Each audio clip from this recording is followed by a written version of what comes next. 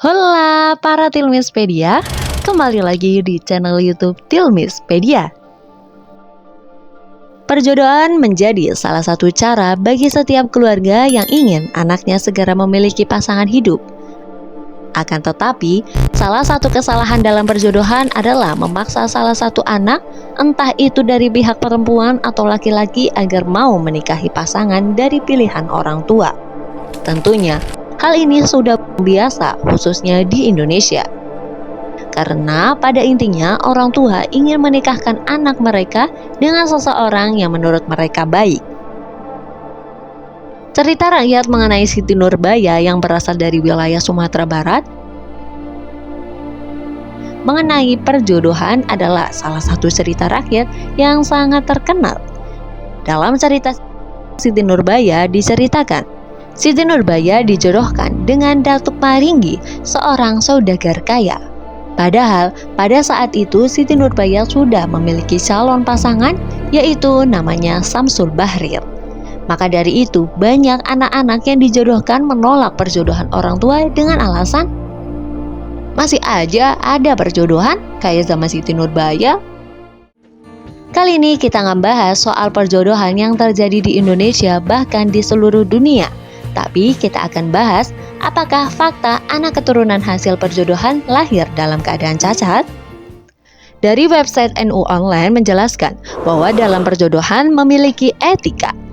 Dalam Islam sendiri, Islam tidak mengatur sepenuhnya mengenai urusan perjodohan, yang artinya Islam tidak mengatur anak seorang presiden ataupun anak seorang gubernur harus kawin dengan siapa.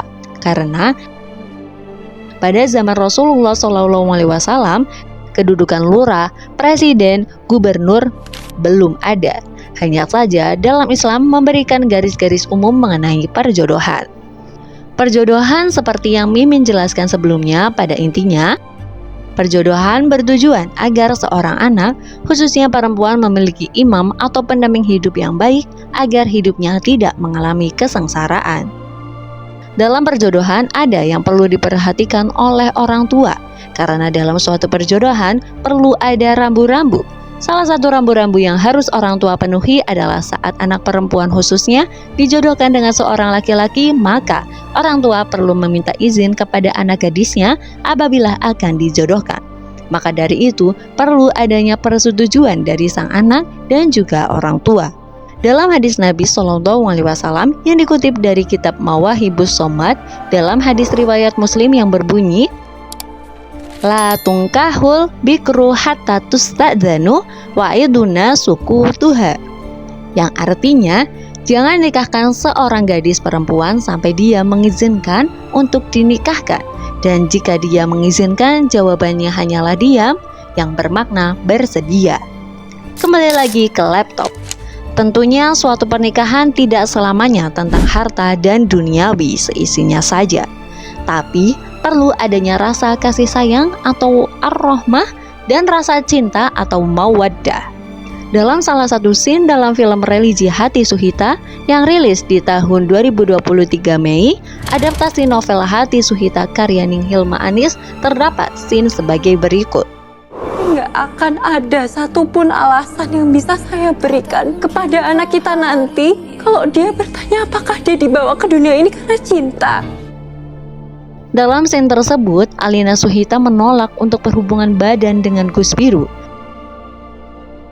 karena seorang anak tidak pantas lahir jika dia lahir ke bumi tanpa adanya kasih sayang dari orang tua.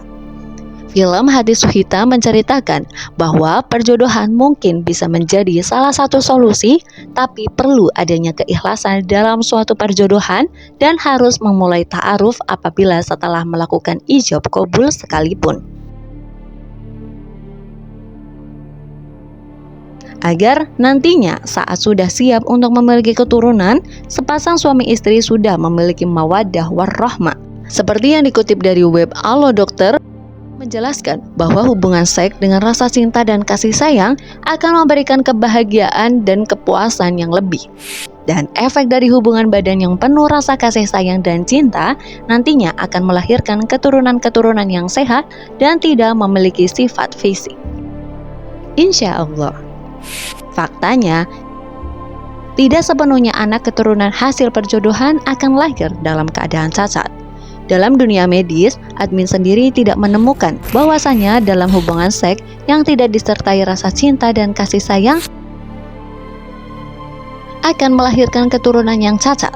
Akan tetapi dianjurkan dalam suatu pernikahan dan dalam hubungan seks suami istri perlu disertai dengan rasa kasih sayang dan cinta.